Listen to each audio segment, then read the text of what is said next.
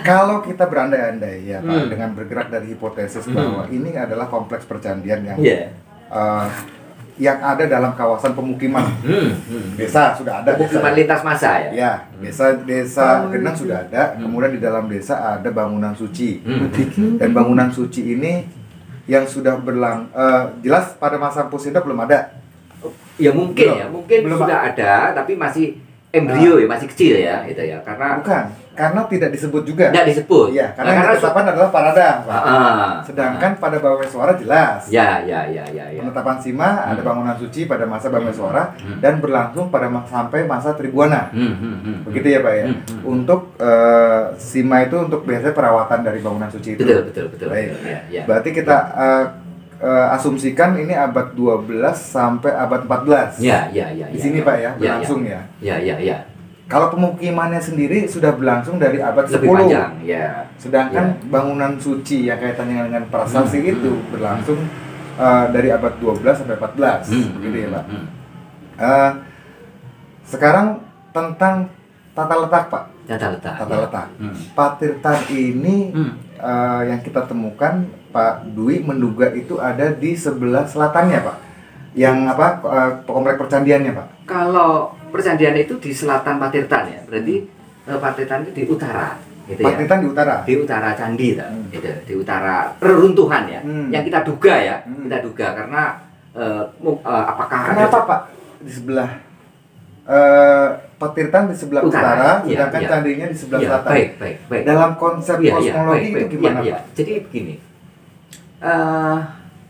memang arah utara itu cenderung dihubungkan dengan air ya. Kalau kita lihat Yoni itu selalu ceratnya itu ke utara. Oh gitu ya? Ya, tempat mancurnya air gitu ya. Ya, jadi keberadaan air itu di utara ya. Karena itu cerat Yoni itu selalu di utara. Ya memang dan ini memungkinkan sih untuk di daerah di situs Geneng itu memang supply air untuk Patirtan ini memungkinkan di utara gitu ya. Gitu. Jadi memang kalau kita bandingkan dengan Yoni itu utara ini memang hal-hal yang seringkali diperhitungkan dalam apakah tata letak ini kan kalau pada masa hidup Buddha itu sangat ketat ya Pak pembagian kosmologi arah utara angin begitu ya Pak ya. Apakah arah utara ini atau selatan ini disebutkan dalam Silpa Sastra Pak? Konsep dari Silpa Sastra kan Pak pasti itu pemukiman bagaimana keraton diatur, ruangan diatur dan komplek percandian diatur. Ya, memang begini. Untuk penetapan suatu bangunan suci, candi katakanlah itu dalam satu ruang ya, ruang ekologis ya, di mana ruang ekologis itu ada macam-macam unsur ya, unsur tanah yang datar atau yang lebih tinggi dan tempat di mana air itu bersumber, tempat di mana matahari terbit, matahari terbenam, di mana gunung dan sebagainya ini tentu ada kalkulasinya. Oleh karena itu saya kira di sini paling tidak ada dua kalkulasi ya, mengapa kalkulasi yang bisa kita pakai untuk menjelaskan posisi atau keletakan reruntuhan candi yang kita duga sebagai reruntuhan candi dan Patirtan. Yang pertama karena arah utara itu ya, secara simbolik ya, secara di penjuru mata angin ini pada umumnya dihubungkan dengan air. Gitu ya. Analoginya misalnya bisa kita lihat pada arah cerat Yoni. Yang pertama. Yang kedua, ini juga ada kesesuaian dengan realitas ekologis. Karena ekologinya di utara itu memang tempatnya air ya. Di utara tempatnya air. Kalau di Geneng itu ya, itu kan sungainya dan sebagainya itu ya. Dan permukaannya lebih rendah. Karena di atas ini kan tanahnya geneng, sehingga nanti air dari permukaan tanah yang atas itu akan meresap ke permukaan tanah yang lebih bawah yang posisinya di utara. Kemudian yang kedua, candi posisinya memang ditempatkan di tempat yang lebih tinggi gitu ya. Karena bangunan suci ya, semakin tinggi semakin suci gitu ya. Itu. Oke. Itu apa namanya kaitannya dengan orientasi gunung Pak Kelut? Itu gimana Pak mungkin Pak? Karena di itu juga menjadi pengaruh kan. Betul. Jadi kalau kita lihat orientasi ya, memang Kediri itu daerah Kediri ya. Daerah Kediri itu merupakan satu kawasan yang diapit oleh 2 gunung suci ya. Bahkan untuk Gendeng ini sebenarnya tidak hanya 2 tapi bisa 3 ya. Karena di sebelah barat itu ada Wilis, sebelah timur ada Kelut, sebelah utara itu ada Anjas-Moro gitu ya. Ada Anjas-Moro. Nah, kita belum bisa menetapkan kalau ada bangunan suci itu orientasinya kemana gitu ya. Apakah ke arah timur? Kalau ke arah timur biasanya itu berarti menunjuk pada Kelut gitu ya. Dan orientasi timur barat itu memang sering ya kita dapati, dan biasanya bukan hanya karena timur barat tapi juga untuk terutama pada periode-periode Jawa Timur itu terutama juga memperhitungkan gunung sucinya. Kalau saya, feeling saya ya, kalau nanti akan bertemu kita jumpai reruntuhan candi, kemungkinan reruntuhan candi di Gendeng ini orientasinya ke Kelut karena jaraknya juga paling dekat kalau dibandingkan dengan jarak Anjas-Moro, puncak Anjas-Moro atau puncak Wilis itu. Yang paling dekat adalah ke arah puncak Kelut. Oleh karena itu saya kira candi ini penting juga ya, bukan hanya berkenaan dengan tempat untuk pemujaan kepada Dewata, tapi juga sekaligus tempat yang digunakan oleh warga Gendeng dan sekitarnya untuk mendapatkan keselamatan, ya, keselamatan dari ugra, ya, dari kemarahan ya. Kemarahan itu kan digambarkan dalam bentuk eksplosi ya, dalam bentuk peristiwa erupsi dan sebagainya, peristiwa vulkanik gitu. Jadi keberadaan candi ini penting baik dalam kaitan dengan kesuburan tanahnya, dalam kaitan dengan pemujaan Dewata, tetapi juga dalam kaitan dengan upaya untuk meredam murka alam. Dalam hal ini adalah Kelut sebagai gunung api. Baik, berarti kesimpulannya Pak, masukan bagi kami di BPCB untuk memperhatikan yang sisi selatan dari pertirtaan, karena diduga di sana ada candi utamanya, begitu Pak ya? Iya. Kaitannya dengan pembagian konsep gitu Pak. Ya, jadi saya kira begini, kita diuntungkan ya. Pertama, temuan prasasti Gendeng 1-2 ini merupakan petunjuk awal gitu ya. Oleh karena itu saya kira ke depan terutama di Kediri tempat-tempat keberadaan prasasti ini menjadi petunjuk yang penting.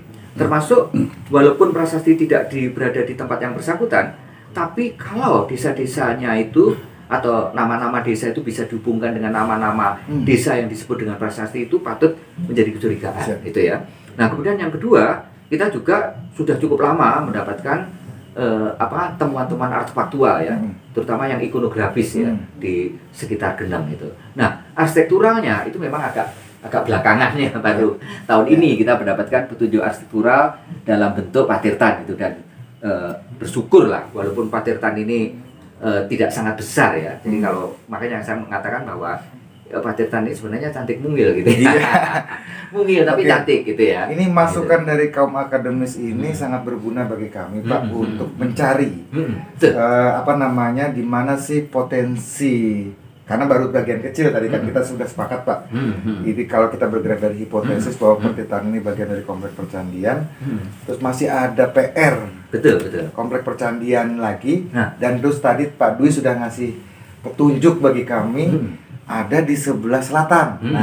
Sehingga kami kan bisa berkoordinasi dengan masyarakat, dengan desa untuk memperhatikan sisi selatan dari patirtan. Betul. Begitu ya Pak Dwi ya? Di samping itu juga memang perlu diperluas ya, tidak hanya area di sebelah selatan patirtan, tapi saya kira perlu survei permukaannya dulu lah.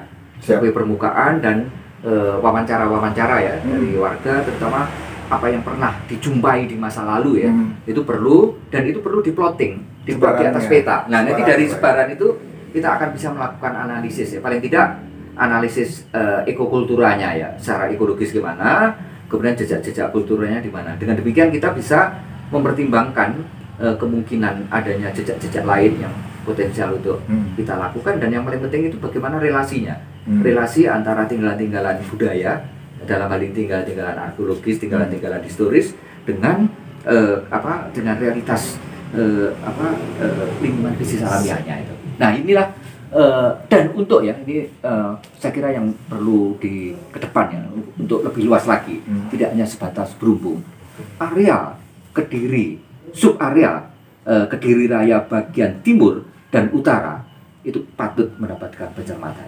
Nah, kita paling tidak ya, kalau kita bisa mencatat dari ekskavasi yang dilakukan oleh Pak Sukmono ya, dengan temuan tulisan ya, paling tidak tulisan yang dibuat Pak Suk tentang temuan yang ada di Gurah itu ya, itu membuka awal ya.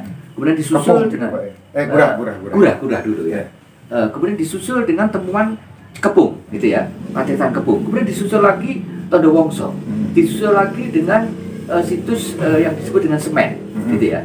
Kemudian yang lebih berikutnya lagi adalah ada Nadan dan kali ini ya. Oleh karena itu sangat mungkin bahwa di sub area timur dan utara Kediri Raya ini memiliki potensi akan tinggalan-tinggalan arkeologis yang tidak hanya tinggalan-tinggalan kecil. Ini kalau ini Sudarma atau Dharma, ini boleh jadi ini merupakan Dharma Haji atau Sudarma Haji.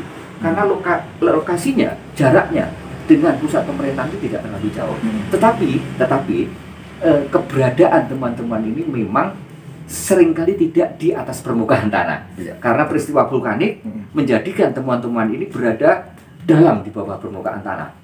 Bisa 1 meter atau lebih, 2 meter, 3 meter, 4 meter dan seterusnya. Oleh karena itu informasi dari warga ketika menemukan secara misalnya tidak sengaja ini menjadi sangat penting ya.